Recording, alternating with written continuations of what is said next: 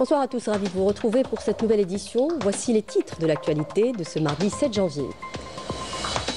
Le président de la République Abdelmadjid Tebboune reçoit le cheikh Jassim Ben Hamed Al Thani, le représentant personnel de l'émir du Qatar.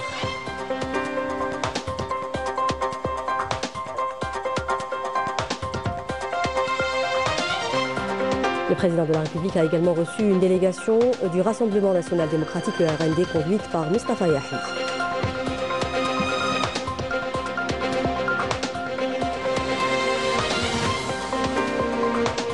Disparition ce mardi de la légende de la boxe algérienne, africaine et arabe Abdelkader Ould Makhloufi.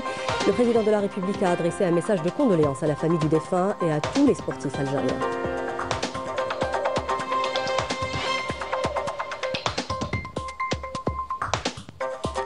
La réaction dans ce journal du gouvernement algérien aux propos du président français concernant l'Algérie, des propos considérés comme une immixtion éhontée et inacceptable dans une affaire interne algérienne. La classe politique a également condamné les propos irresponsables et désinvoltes de la France.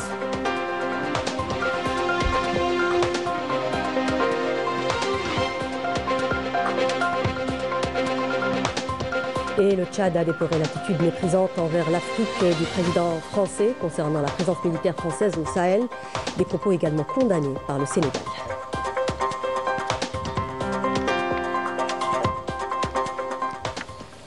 Bienvenue à tous. Nous le disions à l'instant, le président de la République Abdelmadjid Tebboune a reçu aujourd'hui le cheikh Jassim Ben Hamed Al Thani, le représentant personnel de l'émir du Qatar.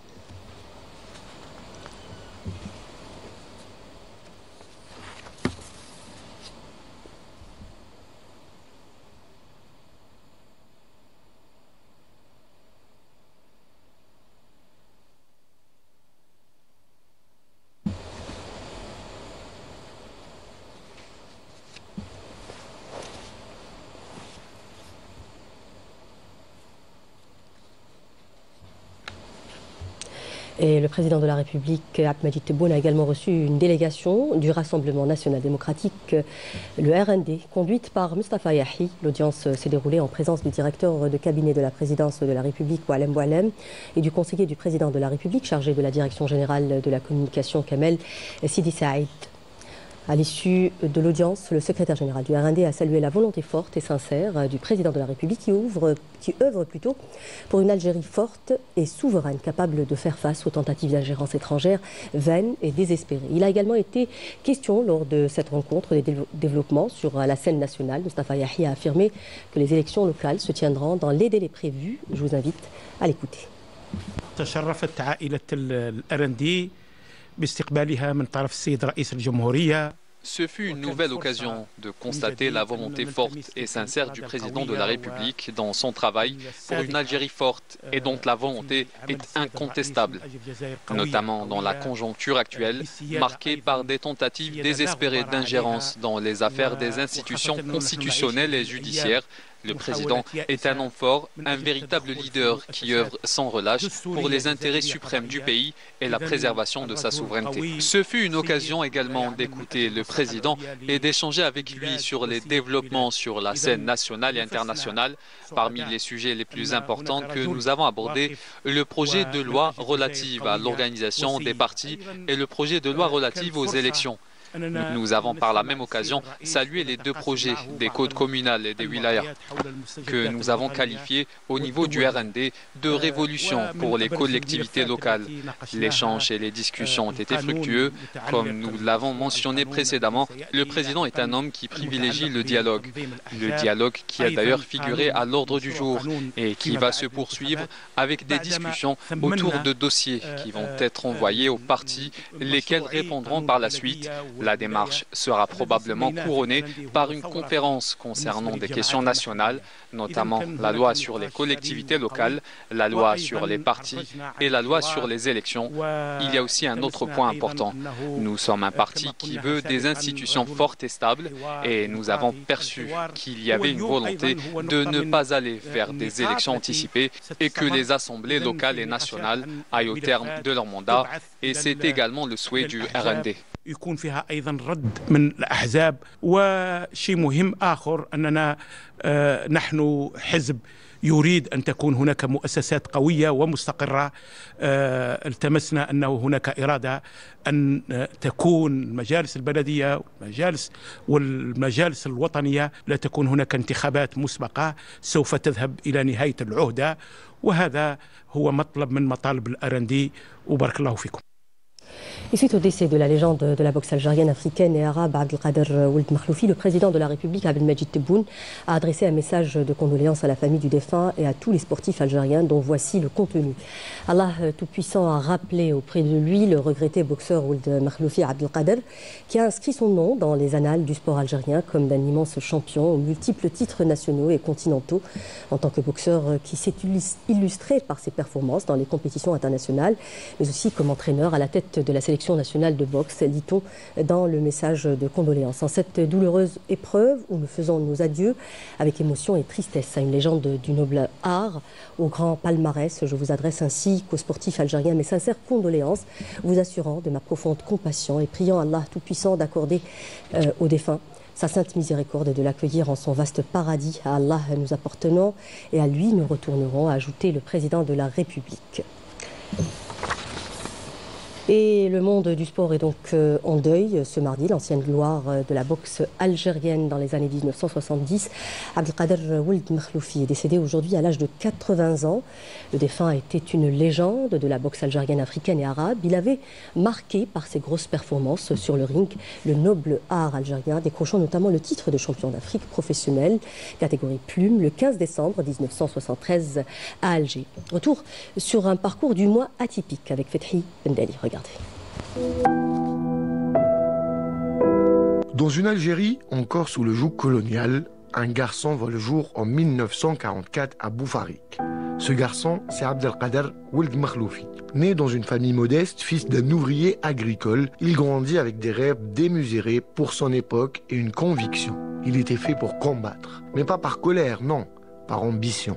À 14 ans, il découvre la boxe, un sport qui pour beaucoup n'était qu'un passe-temps après le travail. Pour Abdelkader, c'était une révélation. Très vite, il se distingue, son courage, sa discipline et sa soif de réussir transforment cet enfant de Boufarik en une légende montante. Chaque combat, chaque coup porté sur le ring était un message, celui de l'émancipation, de la dignité et de l'espoir pour tout un peuple. Ould Makhloufi était bien plus qu'un boxeur. Il incarnait la fierté d'une Algérie en quête de liberté. Une Algérie qu'il portait jusque sur son dos.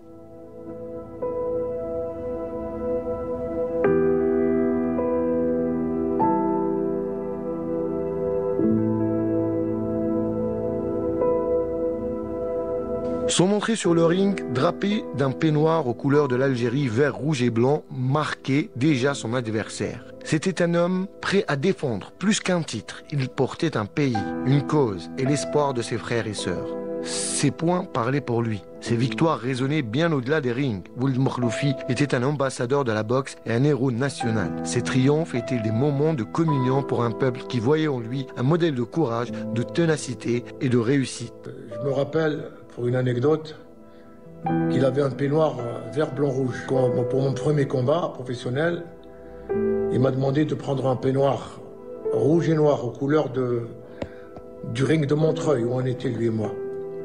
Je lui ai dit non. Moi, mon peignoir, c'est vert, blanc, rouge. C'est les couleurs de mon pays.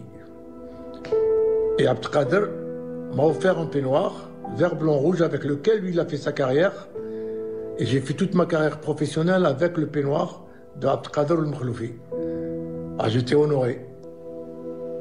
Ce mardi 7 janvier à 7h30, Abdelkader Ould Makhloufi a raccroché les gants pour toujours. Une disparition qui laisse un vide immense dans les cœurs des Algériens et des amoureux de la boxe. Abdelkader Ould Makhloufi, cet enfant du peuple devenu une icône, nous a quittés, mais sa légende reste gravée dans la mémoire collective. Abdelkader Ould Makhloufi, un champion, un patriote, une légende.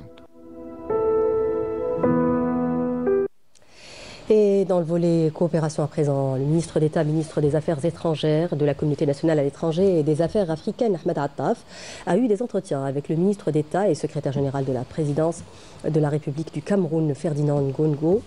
La rencontre a été l'occasion pour les deux parties de passer en revue les différentes dimensions des relations de coopération et de solidarité qui lient l'Algérie et le Cameroun.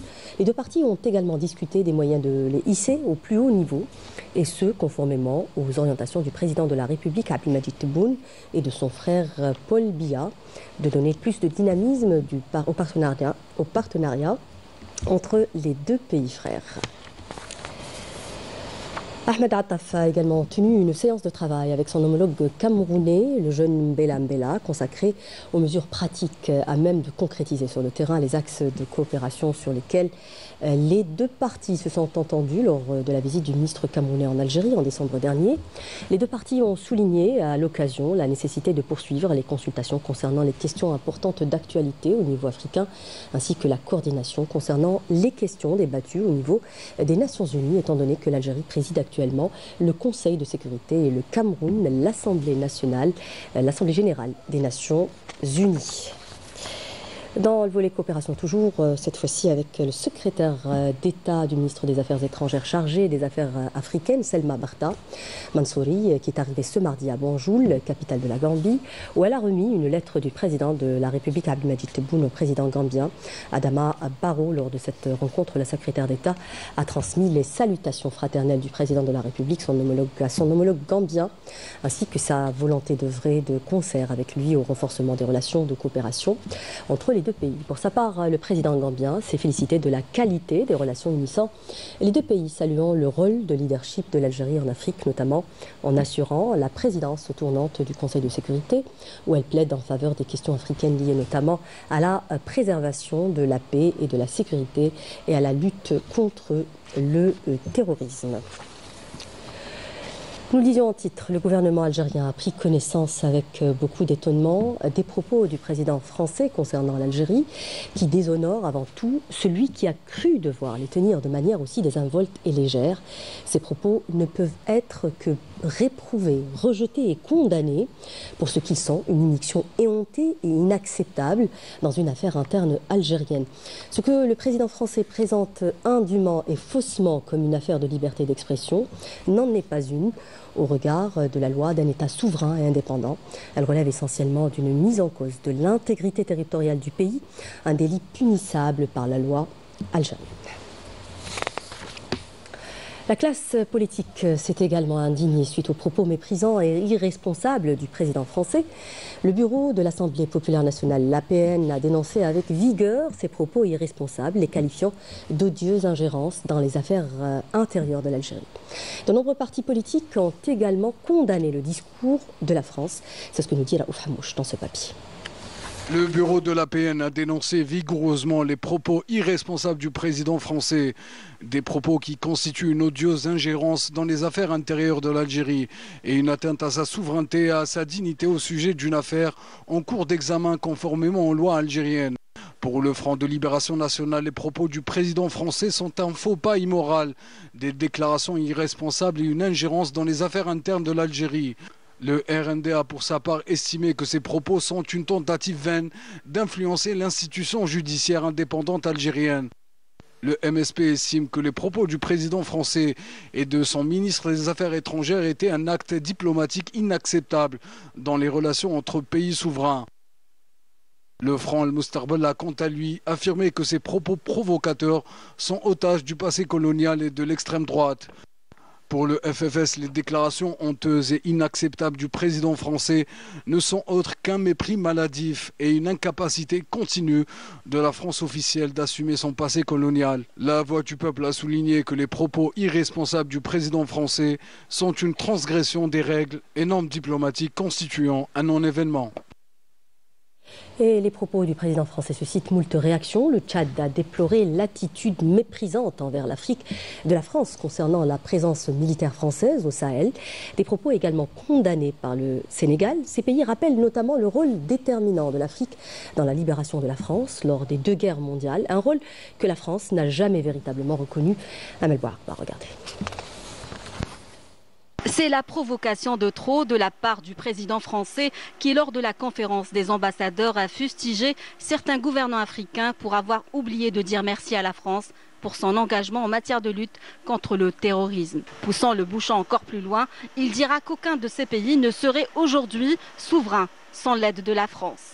Des propos scandaleux qui mettent le feu aux poudres, suscitant un véritable tollé. Je pense que les pays africains sont un peu à cran, les dirigeants surtout, parce que jusqu'à présent, ils ont servi de fusible entre leur population qui ne supporte plus les méthodes des gouvernements français successifs et les autorités françaises qui les ont parfois traités par-dessus la jambe. Je crois que Macron est arrivé en nous expliquant qu'il n'est pas responsable de la colonisation. Il n'était même pas né quand la colonisation a eu lieu. Tant mieux. Mais le problème, c'est qu'à côté de cela, le nouveau monde qu'il essaye de nous fabriquer ressemble étrangement à l'ancien monde dans lequel nous avions vécu, où il y avait un complexe de supériorité de la part des Français, une espèce de suffisance, je ne comprends pas pourquoi vous ne me comprenez pas alors que j'ai raison. Plusieurs pays africains perçoivent les récentes déclarations et politiques françaises comme condescendantes, voire insultantes à l'égard de l'Afrique. Selon bon nombre d'observateurs, la relation entre la France et plusieurs pays africains a atteint un point de rupture. La France est considérée aujourd'hui comme une ancienne puissance coloniale, arrogante et déconnectée des aspirations africaines. La présence militaire dans ces pays africains a souvent été limitée à des intérêts stratégiques propres à la France. Parler d'ingratitude, je pense que la France en sait un rayon sur l'ingratitude parce que les fameux tirailleurs sénégalais, les richesses que les Africains ont dû mettre à la disposition de la France pour qu'elle se libère, tout cela a été très mal payé. Je crois qu'il faut reprendre les choses par le bon bout. Pourquoi la France intervient dans les pays du Sahel? Elle intervient parce qu'elle a causé un problème en Libye dont les conséquences sont la situation sécuritaire dans le Sahel qui est aujourd'hui déplorable. Cette situation détestable a été créée par la France. Le Sénégal a qualifié d'erronée l'affirmation selon laquelle le retrait des troupes françaises découlerait d'un accord entre Paris et Dakar. Le Premier ministre sénégalais, Ousmane Sonko, a souligné que le Sénégal a été souverain dans sa décision. Le ministre tchadien des Affaires étrangères, Abdrahmane Koulamala, a dénoncé une attitude méprisante à l'égard de l'Afrique et des Africains, affirmant que les dirigeants français doivent apprendre à respecter le peuple africain. Respecter la souveraineté des pays africains, un exercice que ne semble pas maîtriser le président français. Ces derniers temps, il enchaîne les provocations et les maladresses. La perte de l'influence française en Afrique illustre une reconfiguration géopolitique mettant en avant l'attachement des pays africains à leur souveraineté et au respect mutuel. Et la Grande Mosquée de Paris dénonce avec la plus grande fermeté la campagne calomnieuse intolérable menée à son encontre de son recteur, Shamseddine Hafiz, par une chaîne de télévision française. Ce week-end, sur cette chaîne, un blogueur a lancé de graves accusations en affirmant que notre institution cherchait à déstabiliser la France. L'ancien ambassadeur de France en Algérie, connu pour son hostilité aveugle envers l'Algérie, avait tenu des propos similaires sur la même chaîne. La Grande Mosquée de Paris rejette entièrement ces propos diffamants qui visent à discriminer l'ensemble des musulmans de France et leur nier le simple droit d'exister et à diffuser le poison de l'extrême droite en France. La Grande Mosquée de Paris se réserve le droit de mener des poursuites contre toute allégation. La colère des agriculteurs en France s'exprime à travers de nombreuses manifestations, à travers tout le pays. Plusieurs convois de tracteurs ont tenté de rejoindre la capitale. Les agriculteurs expriment notamment le refus de l'accord en cours d'adoption entre l'Union européenne et le marché commun d'Amérique du Sud, considéré par plusieurs professions agricoles comme étant inéquitable. Dans le 91, on a des forces de l'ordre qui nous empêchent de bouger. On a appelé les ministres concernés. Personne ne veut répondre. On se rend bien compte par rapport aux forces de l'ordre que la recherche et le conflit. S'il y a des problèmes, le responsable c'est clairement notre ministre de l'Intérieur qui n'en a absolument rien à foutre. Enfin si, il remplit de flics, il refuse de dialoguer avec nous. C'est absolument incompréhensible. Donc voilà, nous on va combattre jusqu'au bout. Maintenant, à la grâce de Dieu. Donc, Retour chez nous pour parler économie. La loi de finances 2025 introduit des mesures clés pour soutenir l'investissement, améliorer le pouvoir d'achat et moderniser le système fiscal. Ces nouvelles dispositions visent à renforcer l'économie nationale tout en préservant l'équité fiscale et en favorisant l'innovation. Couverture signée Malim Damis, regardez. Les grands axes de la loi de finances 2025 ont été présentés et expliqués lors d'une journée d'études, notamment dans ses volets relatifs à la préservation du pouvoir d'achat du citoyen, au soutien à l'investissement et à la protection de l'économie nationale. La loi de finances 2025 introduit un ensemble de mesures s'inscrivant en droite ligne des orientations stratégiques des plus hautes autorités de l'État, tant sur les plans économiques que social. Ces mesures visent principalement à améliorer le pouvoir d'achat ainsi que le cadre de vie des citoyens et à mobiliser des ressources fiscales supplémentaires. Elle encourage également l'utilisation des outils de paiement électronique et numérique afin de réduire l'utilisation de l'argent liquide dans les transactions économiques. Cette loi de finances 2025, elle est parmi les plus importantes lois de finances avec un budget colossal de quelque chose comme 130 milliards de dollars. Donc elle vient à point nommé pour l'assurance des citoyens en matière de pouvoir d'achat et puis pour encourager un peu, il y a beaucoup de dispositions qui viennent pour encourager les investissements, surtout dans notre Grand Sud.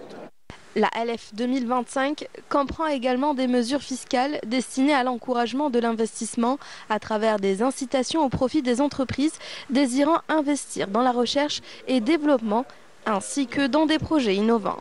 En matière d'imposition, je peux vous citer le réencadrement de l'impôt forfaitaire unique. Donc, antérieurement à 2025, donc, il y avait beaucoup d'activités qui étaient soumises à l'EFU. Donc, à partir de 2025, déjà, il va y avoir des activités donc, qui seront exclues de l'EFU. Et en même temps, même le mode d'imposition à l'EFU, il va changer. La loi de finances 2025 a apporté des modifications qui sont censées encourager l'investissement pour nous, en tant qu'opérateurs économiques en Algérie, investisseurs, puisque nous venons de lancer le dernier investissement qui est l'usine à compresseurs pour atteindre des taux d'intégration très avancés, donc le 100% algérien. Cet événement a permis de passer en revue les multiples opportunités qu'offre la LF 2025 dans le cadre d'un échange constructif autour de son application pour répondre au mieux aux priorités socio-économiques du pays. Le ministre de l'Éducation, Mohamed Saghir Saadawi, participe aux travaux du sommet de haut niveau des ministres de l'Éducation et de l'enseignement arabe à Doha. Un sommet qui vise l'échange d'expériences au niveau arabe dans le domaine de l'éducation en vue du développement des politiques, des infrastructures, mais aussi de la ressource humaine. À cette occasion, l'Organisation arabe de l'éducation, de la culture et des sciences a rendu hommage à l'Algérie pour son excellence au niveau arabe et international dans les domaines de l'éducation et de l'enseignement. Je vous propose d'écouter le ministre de l'Éducation.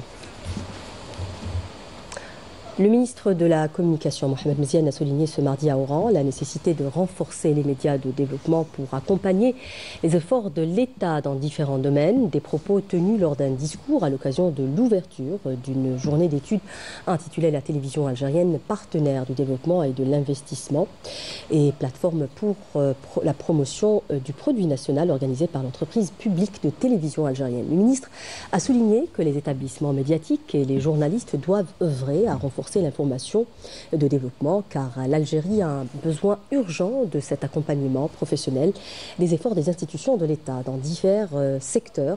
Le ministre Mziane a ajouté que les médias doivent accompagner cette relance du développement supervisée par le président de la République, Abdelmadjid Tebboune, et s'armer des moyens professionnels nécessaires pour soutenir cet effort colossal mené par l'État et mettre en relief les grands projets réalisés en écoutant le ministre de la Communication. J'appelle les médias nationaux à mettre l'accent et à investir dans le journalisme de développement. Actuellement, l'Algérie a un besoin urgent de développer ce créneau pour accompagner les efforts des autres institutions de l'État.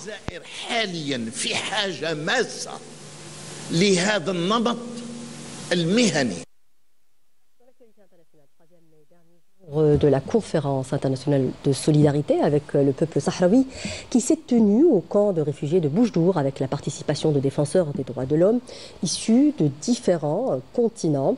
Les participants ont réitéré leur attachement à la poursuite de la lutte en vue de permettre au peuple sahraoui d'exercer son droit à l'autodétermination et à l'indépendance. C'est un papier signé Walid Yousfi.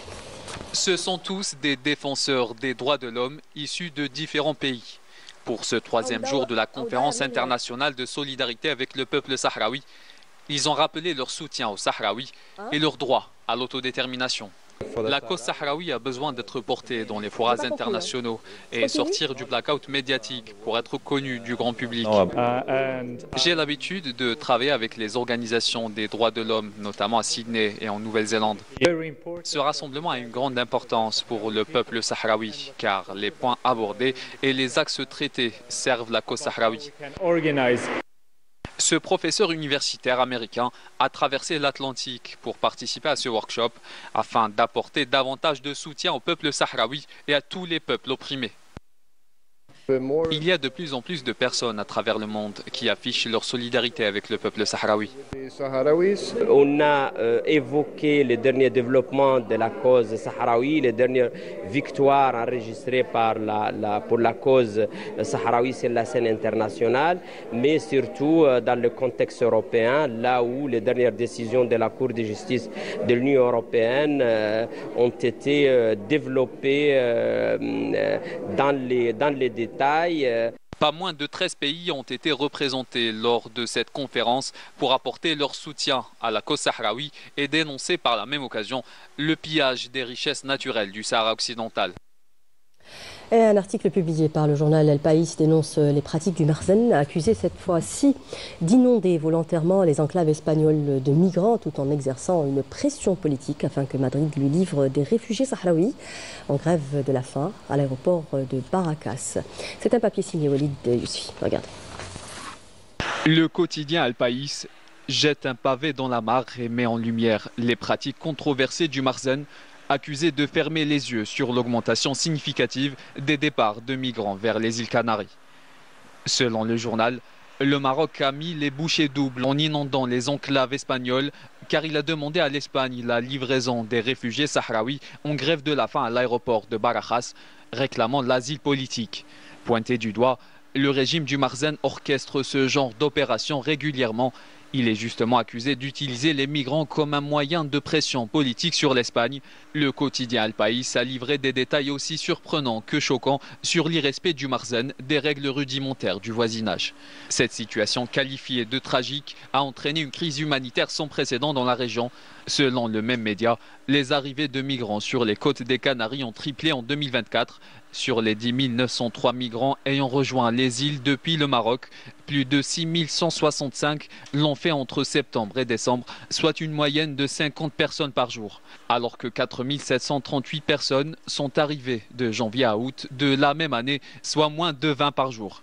Selon les données mises en avant par le même média, 212 bateaux ont quitté les côtes marocaines en direction des Canaries en 2024, soit un bateau tous les 3 jours en moyenne. Ce chiffre a grimpé à 30 départs par mois à partir de septembre, témoignant d'un relâchement délibéré du Marzen. Et nous terminons avec cette triste actualité à Gaza où la vie des civils est de plus que jamais menacée. Le Bureau de la coordination des affaires humanitaires de l'ONU a indiqué que ses efforts pour sauver la vie des Palestiniens à Gaza avaient atteint le point de rupture, appelant les États membres de l'ONU à insister pour que tous les civils et toutes les opérations humanitaires soient protégées. Le secrétaire général adjoint aux affaires humanitaires et coordonnateur des secours d'urgence Tom Fletcher a déclaré que la dernière frappe sioniste qui a gravement blessé 3 personnes dans un point de distribution de nourriture connu ou opéré un partenaire du programme alimentaire mondial s'inscrit dans une série de sabotages et de perturbations délibérées. Fletcher a fait savoir que vendredi dernier, les forces sionistes ont multiplié les attaques lors du déplacement d'un convoi d'aide humanitaire de 74 camions. Une frappe de drone a touché un véhicule de la communauté locale qui protégeait une partie du convoi. Et il y a quelques jours à peine, une mission de l'ONU en provenance de Jabalia s'est heurtée à des soldats sionistes hostiles qui ont menacé des patients dans un état critique et en ont arrêté 4.